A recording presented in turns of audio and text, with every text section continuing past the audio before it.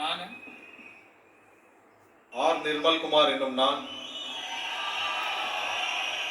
சட்டப்படி அமைக்கப்பட்ட இந்திய அரசியல் அமைப்பின்பால் உண்மையான நம்பிக்கையும் மாறா பற்றும் கொண்டிருப்பேன் என்றும் இந்திய நாட்டின் ஒப்பில்லா முழு முதல் ஆட்சியையும் ஒருமையையும் நிலைநிறுத்துவேன் என்றும் தமிழ்நாட்டு அரசின் அமைச்சராக உண்மையாகவும் உளச்சான்றின்படியும் என் கடமைகளை நிறைவேற்றுவேன் என்றும் அரசியல் அமைப்பிற்கும் சட்டத்திற்கும் இணங்க அச்சமும் ஒருதலை பட்சமும் இன்றி விருப்பு வெறுப்பு விலக்கி பலதரப்பட்ட மக்கள் அனைவருக்கும் நேர்மையானதை செய்வேன் என்றும் ஆண்டவன் மீது ஆணையிட்டு உறுதிமொழிகிறேன்.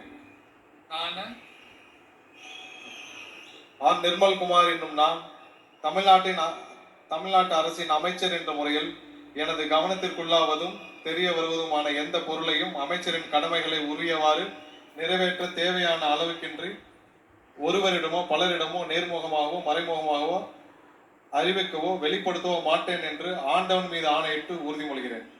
நன்றி.